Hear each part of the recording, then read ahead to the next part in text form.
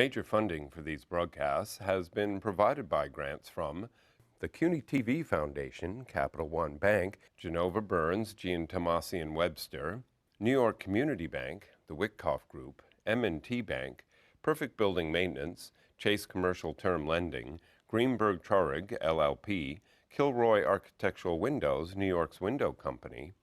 Additional funding is provided by grants from AKA Hotels, Corming Communities, Aerial Property Advisors, Bank of America Merrill Lynch, Bank Leumi USA, Briarwood Organization, CBRE, Colliers International NYC, Cushman and Wakefield, Customers Bank, DDG, Dime Savings Bank of Williamsburg, Eastern Union Funding, Flushing Bank, Friedman LLP, Gemini Real Estate Advisors LLC, Herrick Feinstein LLP, Hersha Hospitality Trust, Investors Bank, James D. Kuhn Real Estate Institute at Syracuse University, James Orphanides Centurion Holdings, Margolin Weiner and Evans LLP, Madison Realty Capital, Massey Knackle Realty Services, Matone Group, Meridian Capital Group, Newmark Grubb Knight Frank, New Banks, People's United Bank, RBS Citizens Bank, SJP Properties, Sterling and Sterling, Stonehenge Partners, TD Bank, Terra CRG, The Continuum Company, LLC, and these friends.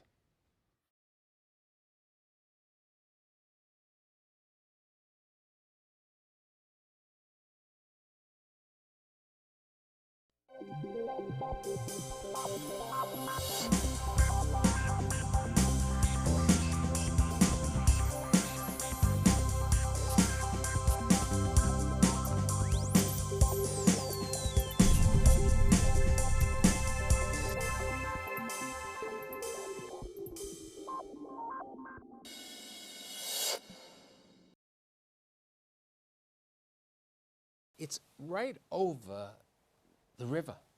It's called the Garden State. It's a pretty active place. There's a lot of things happening all over the state of New Jersey. So I, the New Yorker, had to bring together the people who really know what's happening in the Garden State. I'm very happy to have today Paula Mandell, who's the regional president for M&T Bank. Paul Silverman, who is the partner principal at Silverman and at New Jersey Beer. John Schreiber, who is the president and CEO of the New Jersey Performing Arts Center, AKA New Jersey PAC. And last but not least, my good friend Kevin Cummings, who is the president and CEO of Investors Bank. So I have two bankers who, if they weren't around, they wouldn't be lending in the state of New Jersey because they're pretty active over there. I have a person over here who's very active in the real estate business, and I have somebody in the arts business, but who's more than only in the arts because you're also even developing a residential tower. So tell me about the residential tower that you're building in New Jersey.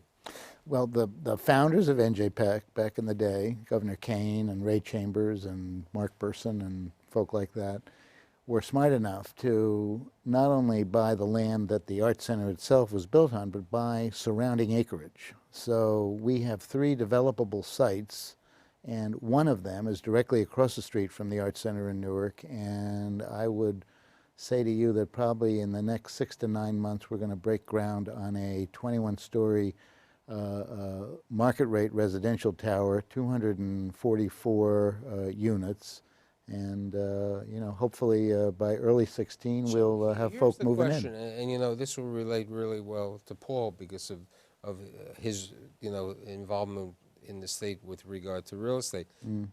These are market rate apartments, but do we have an affordable component in there also, like a percentage of those units will be lower? Yeah, 20%. So it's an 80-20, as you would say. So there's 20% which will be for lower income category. And there'll be tax abatements for the viewers? Well, the nature of the financing is the last piece of the financing that we got was a $33 million award from EDA that was a tax credit. So that is a part of the package. Now, here's the interesting thing. You know, when I do New York shows, we talk about the rents in New York and so on. What do you think the rents will be in Newark for for the market rate apartments? You know, I would defer that question to our developer, Carl Dranoff, who knows better. But I think the high end of market right now in Newark is probably about $1,400 for a two-bedroom. So we'll see, you know, how that changes in the next couple How of years. does that relate to Jersey City? That's probably half of Jersey City. Jersey City's much more developed than this area of Newark. There's a lot more residential already, a lot of retail and restaurants. So you know, Newark's catching up and getting there. But let's talk. You know, a couple of months ago, I did have Steve Phillip, who I believe is the dynamic new mayor of Jersey City, and you know, he didn't. The people from New York City, when you talked about Jersey City, even though Kevin grew up there, he's out of Jersey City. You know, people would call it the sixth borough. They don't want to be called the sixth borough anymore. It's a separate, independent entity, but the path makes Jersey City. And what I'm saying is, and I think the path and the light rail. So you've been in that market. You and your brother started in 1981 over there. Yes, we did. We've seen quite a change. The path has always been there, there before 1981. The light rail about 12, 13 years now, and has been tremendous for bringing people into the area. But also the great thing about Jersey City, so many couples where one spouse is working in the city, Manhattan, and the other one's in New Jersey, Roseland or Short Hills or Newark. So being there, it's a great central spot where they get back at night and can be in Jersey City. And yeah, we do get referred to as the sixth borough, but it's because, you know, New York City is such an important part, such an important component of Jersey City, that access into Broadway shows and restaurants and museums, you know, the best city in the world. You know, we're right there on the doorstep. You know, you grow up in Jersey City and you remember the lows. Okay, do you see? You know, there's discussion of the renovation. I mean, there is a Loews. You grew up in Queens. You remember the Loews in Queens. I do, the Valencia. Okay? The Valencia, Yeah. and you know the Loews, the Brooklyn. These are the Loews Wonder Theaters. Right. These are the great These were theaters. the Wonder Theaters built in 1929 over Yeah. there. Do you see this? And you're active continuing in Jersey City. Do you see this happening? The resurrection of that theater, or so on? Well, it depends on the sponsorship, you know, and who they get behind it. It's a great location, right across from the PATH station at Journal Square. And when I grew up, there were three major theaters there. The State Theater, that now is an apartment, and then on the other side of the square is the Stanley Theater, which may be developed someday because I heard the Jehovah Witnesses were maybe going to put that up for sale. But certainly the Lowe's, the location, it's, you know, it can draw on people, it's easily accessible, and it has great potential. Now, over the last 6 or 7 years since you've been under the helm of running investors, you've really grown the bank and everything else. How do you see the Jersey economy today? I mean, with regard to the business economy, the real estate market, and so on in New Jersey? The housing market is picking up. And overall, if you just look at the whole general economy, it's improving. I think we're, you know, with the Obamacare at least getting adopted, it has taken some of the uncertainty out of the small businesses. You know, at least they know what it is. I mean, at least have some feel for it. And once businesses, you know, remove some of the uncertainty, this area with New York, with Manhattan, it's going to do well. Where do you see the greatest opportunities for Investors Bank in Jersey? In which markets? Well, right now, you know, we're certainly very excited about the Roma market. And a lot of that has to do with the competition. There aren't a lot of large banks, there's specifically the national banks down there, and a lot of smaller banks. It has a Pennsylvania feel, you know, as opposed to North Jersey, so it's a little different, but we think we can be a major player there. We're very excited about the Southwest market and then our Brooklyn, Queens markets right now. So you are the lady who spent a lot of time in Westchester, and I mean, M&T comes into New Jersey in 2007, and I mean, and you're growing by leaps and bounds. I mean, perhaps by the end of the beginning of next year, you might even have the larger foothold, depending over there. But it doesn't matter. You've hired so many people. So tell me how M&T looks at the state of New Jersey with regard to the opportunities. Well, the state of New Jersey has always been a very desirable state for us to do business in. And we had the advantage, we basically surround the state, even before we actually put a flag in the state and opened up an office in 2007. Because of you have New York City and in the Westchester Rockland market, and then Pennsylvania surrounding it.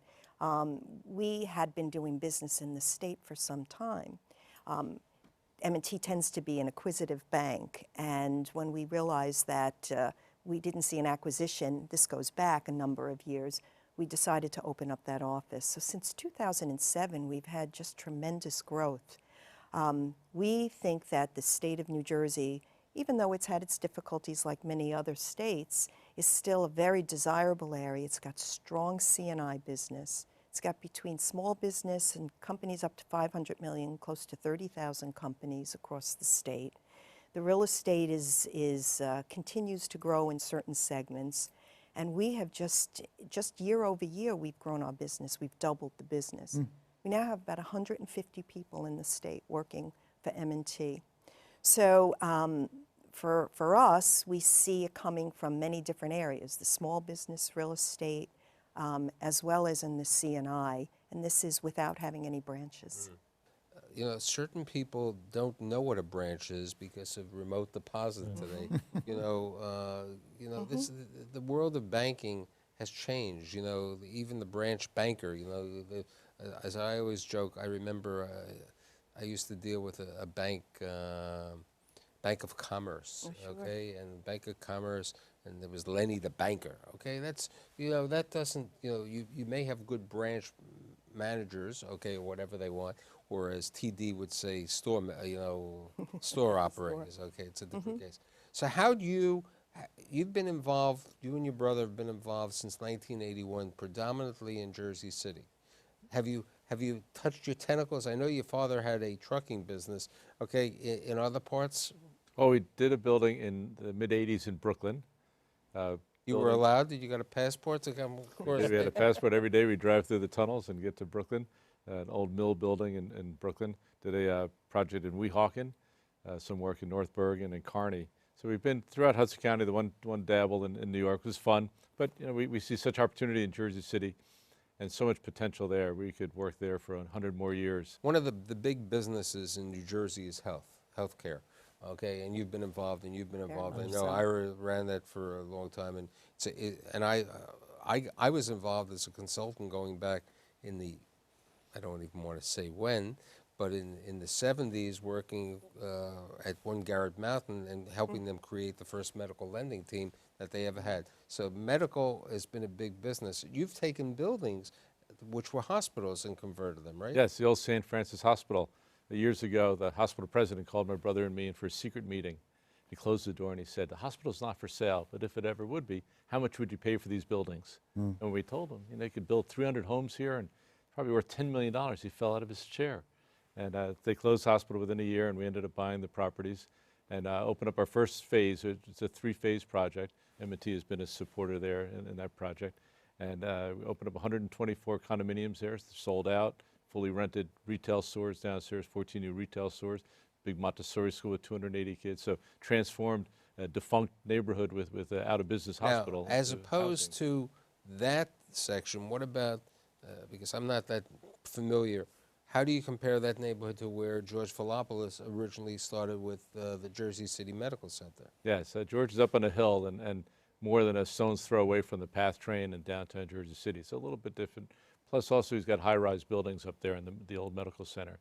Here is a smaller building, a little more neighborhood feel, also situated right on Hamilton Park, beautiful 5-acre park. But I think one of the things that you brought up before, and which I've always said on my shows, one of the benefits, how you make communities better are when you make them a transit-oriented development. And one of the things that really helped Jersey City was the light rail. The light rail, and it's when people tell me that they're going to go to the Meadowlands, and I said, at least you can go by light rail, because if you go by car, you might as well say, there'll be 6 days from here that I'll see you, okay? The light rail has really helped. And you have a light rail stop? We do. Right, so that is also valuable over there. Do you see more light rail being built in New Jersey? Well, you got Jersey City. I think a town that probably needs some of that that's often not talked about is Paterson. I mean, you have Jersey City, Newark, they get all the attention. Trenton and Camden for different reasons, and Trenton where the capital is. But Paterson's the 3rd largest city. And they have, they're a transit hub. And they probably, if they had that type of infrastructure in place, it would probably help that town. with regard to that, how important have you seen the Grow Green and the urban tax credits to bring businesses to the state of New Jersey? I think it's been essential as far as real estate development in Newark is concerned. I mean, Panasonic is there. I think the tax credit had a lot to do with that. The new Prudential headquarters is also beneficiary of that. I mean, all the major real estate business and residential developments that are occurring, I think, to one extent or another, have benefited by See, that. but certain people have said, and I'm not opinionated on this, have said, you know, these urban tax credits have been really given in areas where you don't need some of the credits. I mean, perhaps they've reached a certain level.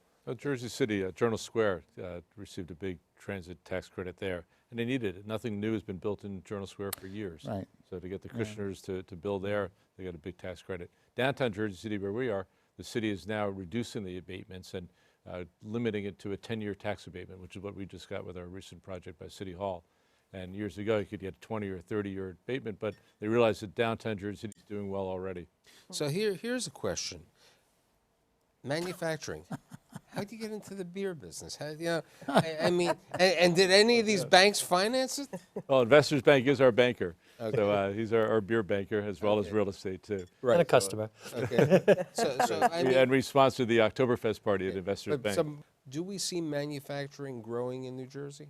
I mean, I don't know about growing, but it certainly is there. It's expensive to manufacture in New Jersey, but you know, we brew our beer in North Bergen, New Jersey. There are 22 breweries now throughout the state.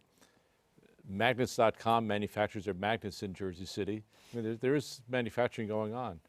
I tell you, I'd love to see what Governor Cuomo did in upstate New York with some of the colleges, with the tax credits, no income tax, and all that good stuff. I mean, there are towns like this in Camden they've and done this in areas like Stony that. Brook. They're also Yeah. anywhere With with any the state- college, right, state anywhere colleges. with the state college. You know, that's such a great idea. And then on the federal level, you know, for certain industries, we should lower the corporate tax rate Yeah. and bring things offshore back to the U.S. So here's another question. How well do all of you think that, I mean, the Super Bowl is going to have on the effect for the state of New Jersey? So obviously there's a lot of hype about the Super Bowl, Yes. and there's so much discussion about, you know, what it's going to bring in terms of dollars to the state and hospitality, increasing hospitality, restaurants. But it's a shot in the arm for a very short period of time. So I think it's certainly good for the economy in New Jersey, and it spills over. It's certainly New York City as well. New York City is the true beneficiary of this. Absolutely. They're closing streets for 4.5 days in New York City. Yep. Due to this. That's exactly right. It's really, you know, you can call it the Meadowlands, but in reality, the events are taking place in New York. I mean, the Bud Light Hotel, which is a cruise liner, is being decked, you know, near the Intrepid. So, you know, even though they call that over there.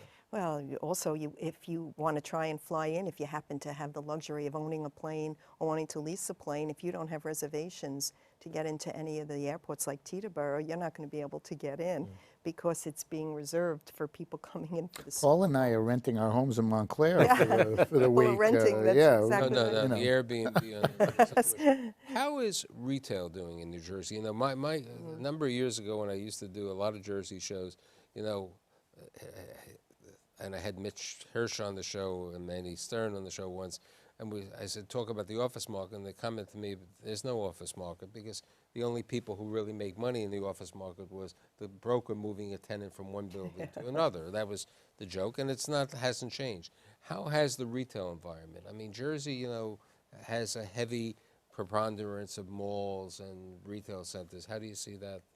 Well, we see it on a small scale in downtown Jersey City. All of our retail spaces are full. They're all viable.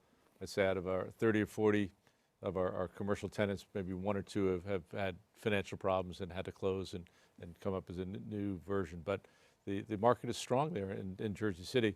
I don't know about the rest of the area. I think that the big box operators, you know, it's been overbuilt, and you're seeing some of that slow down, and there being a change and a you know. As bankers, how do you look at lending on retail? We're headquartered in Short Hills and across the mall. And you'd think they were giving it away there this past holiday season. I mean, they had a very strong season. We look at, we're very sponsor relationship oriented, and you really got to follow the sponsorship. And there's another, we talk about retail, I'm in the retail business too. I mean, what I sell is tickets, and the environment that I sell tickets in northern and central Jersey is a very competitive environment. Leave New York aside, right? Within 15 miles of NJ PAC, there are 6 different theaters, right, of anywhere from 1,000 to 2,000 seats that are vying for the same customer. And the good news is everybody does business. So I think from our perspective, from an entertainment perspective, the retail environment is quite robust. We're very active in the retail market in terms of lending, but I agree that it has to do with sponsorship. And what about the hospitality market? Kevin was kind enough a couple of years ago to bring 1 or 2 of his clients, but it was really sponsor-driven, as we always said. There have been in New York over 125 new hotels over the last 18, last 2 to 3 years, and people believe in while the economy is great, it's fine, but when people aren't running. There are 23 hotels in Long Island City. They built 4 new in the Bronx. I mean, there's, We have 3 hotels that are coming online in Newark in the next 6 to 9 months. Yeah, and it was 40 years before the first one was there. Exactly, but now it's happening. Now it's starting to happen. When we look at our earned revenues at the Arts Center, hospitality is one of the key drivers of earned revenue for us, and it's growing all the time. So it's a growth business for us. I think as an alternative to the prices in Manhattan, those are going to do well. Those in the outer areas that are maybe extended from Manhattan, that's where there might be some issues. Right now we have 2 major developments taking place in Fort Lee. Fort Lee, you talk about similarity of convenience, Fort Lee and Jersey City, different type. Fort Lee's convenience was really the ferry, if you went to Edgewater or driving the bus and so on. How do you look at it as being involved in the state? How do you see how do you think it's going to work in Fort Lee? Well, again, from my perspective and what's going on in Fort Lee had slowed down there for a number of years. Fort Lee was dead. I mean, to be, proverbially, nothing was happening. But yeah, when things turn around, Fort Lee quickly started to get active again. It's the location. It's very desirable, even when there's traffic.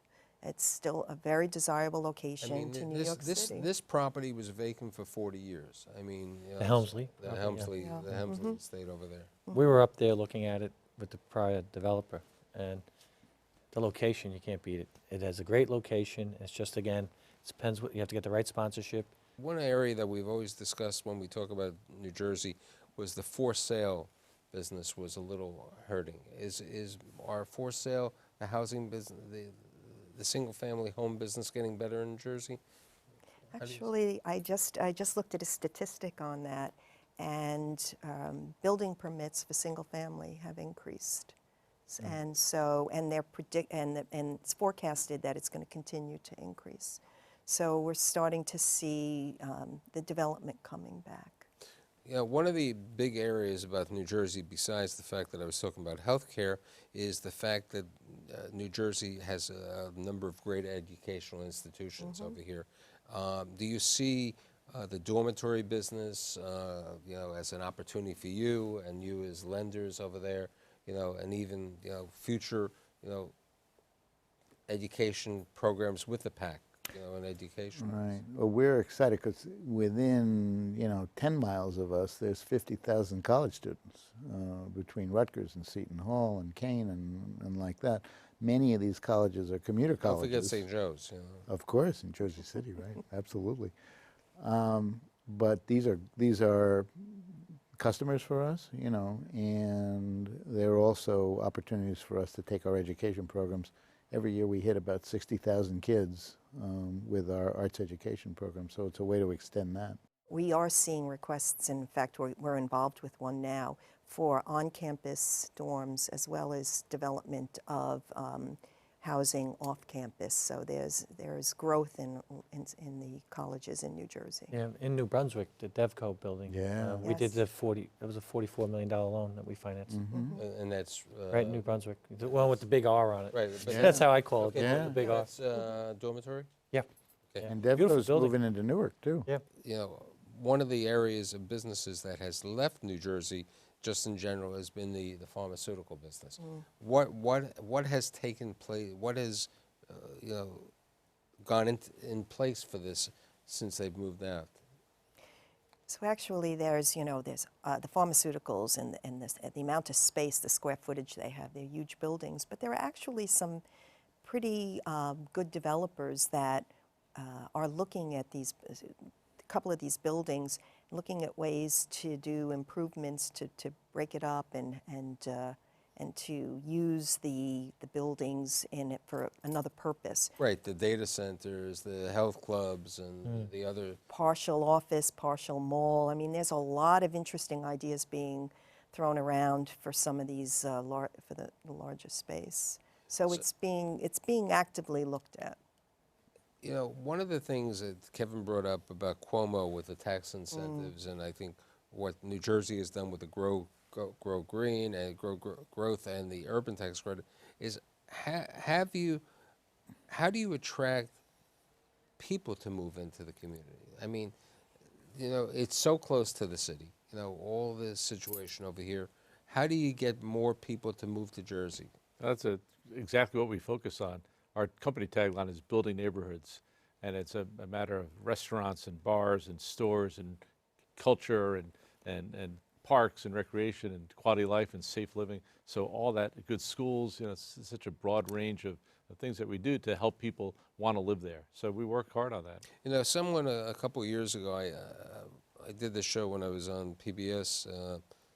I did a show about the studios of Queens, you know, and somebody sent me, you know, because it was Silver Cup, there's California Astoria, you know, and somebody sent me, it was a woman from New Jersey. She says, there should be studios, movie studios in New Jersey. Well, it's funny, you know, we are doing a lot more broadcast out of the Arts Center than we ever done. America's Got Talent came and sat down for 12 weeks. We had BET come in, do a special. HBO came in, do a special. It's a lot cheaper to...